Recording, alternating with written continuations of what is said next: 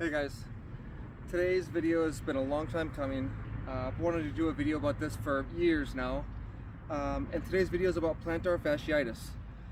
And if you've had it or know somebody that's had plantar fasciitis, it's pretty terrible. It's like knives sticking into the bottom of your feet or stepping onto knives. And that's absurd. It's an absurd amount of pain. So, when I healed from plantar fasciitis, I promised that I would just tell anybody that had the problem or post about it, but I've always wanted to do a video. So, plantar fasciitis is the plantar muscle here between in the bottom of the foot. I'm not an anatomy expert, but that gets, so for me, I started running with really crappy shoes.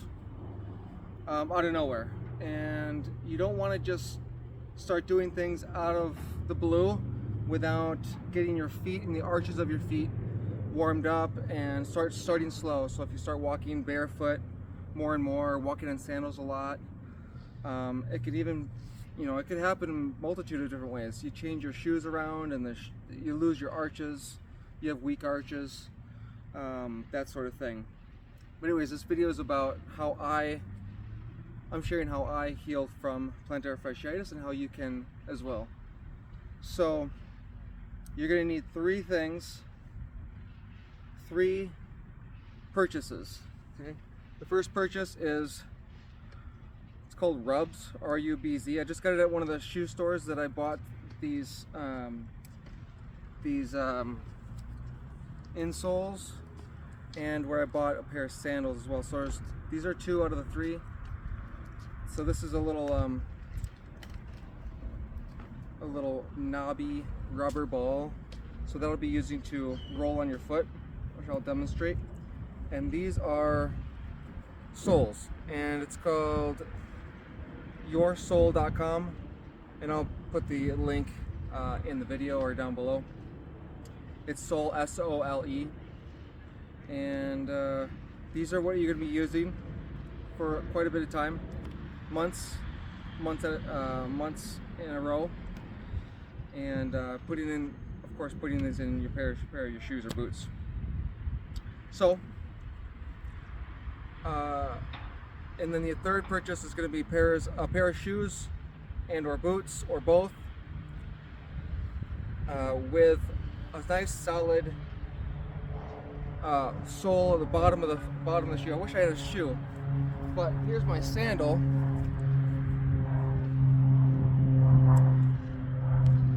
Actually, so if you take a normal shoe and you bend the shoe in half, and if the shoe bends halfway down like this, that's a very terrible shoe for your feet. Okay, you want the shoe to bend maybe at the ball of the feet. The balls of the foot are right here. So in your shoe, it should bend there and not anywhere down here. That's a strong, structurally sound shoe or boot.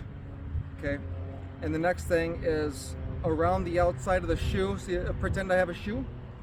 You just take the bottom of the shoe heel and you squeeze, and if it's really spongy and real weak, it's also a weak shoe. It's not structurally sound for your foot. Now those are fine for short periods of time, or if people have strong feet and etc. But you want a nice little concave, I think it's called, where it dents in for your heel, and a sturdy structure around the heel going up. Okay, and then of course the bottom structure. So that's what you want. So if you want to, I implore you to buy new shoes, at least one pair of shoes that you're going to wear for several months in a row, or boots if you wear boots regularly. I bought some North Face boots back at the time, and some Saucony running style shoes that had a really sturdy base on them. No, not Saucony.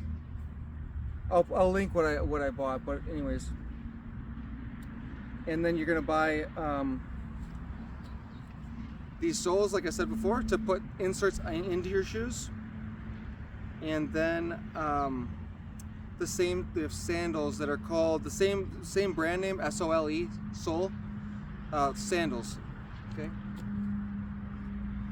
the first thing you want to remember, for 30 days straight,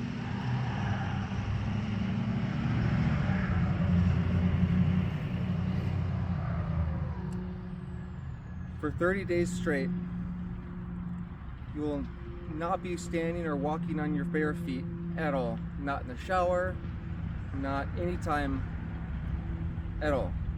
So that's why you're buying those sandals, so that when you're showering with those sandals. And or just anytime you're walking around the house, etc. Never walk on your bare feet for 30 days minimum. For me, I had a bad case of it, so I extended it for about 5 weeks. I think at one point I accidentally stood up, I got up from bed, and I just kind of half stepped on my foot, and I kind of, said, oh shit, not a big deal. Just, maybe you just go a little further than 30 days, if that happens.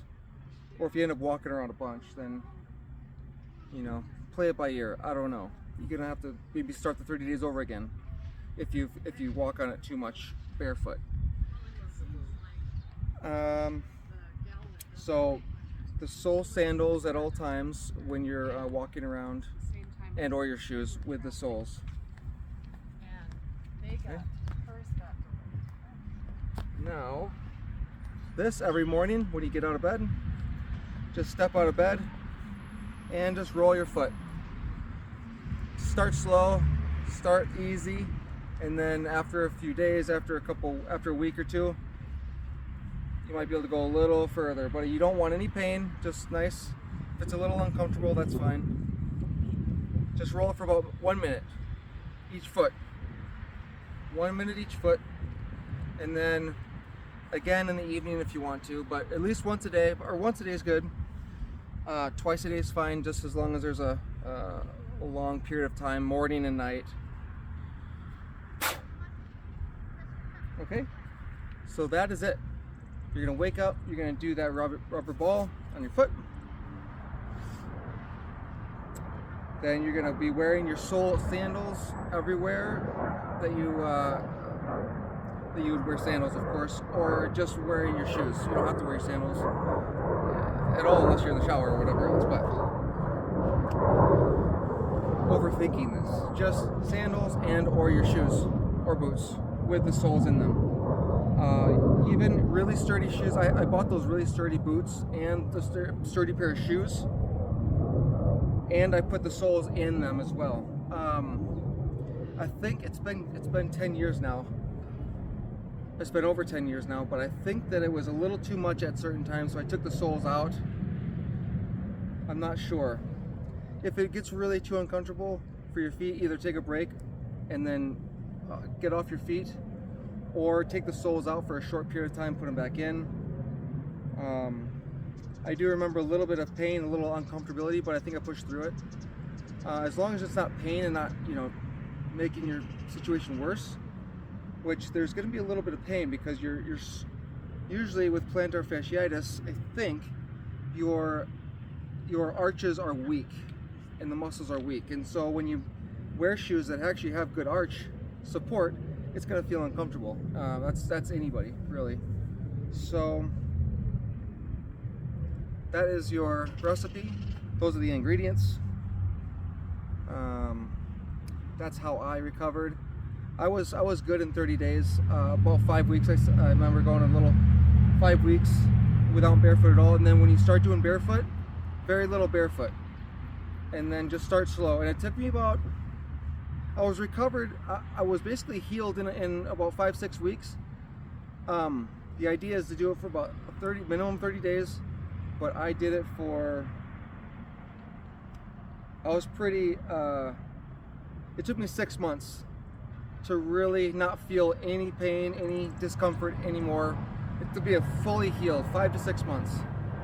And I think it was almost 10 months or 11 months where before I could run comfortably.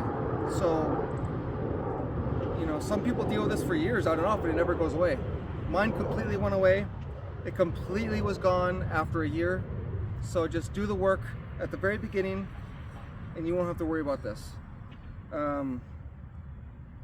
I didn't have terribly flat feet, but I had kind of mid flat, normal feet, as you can see.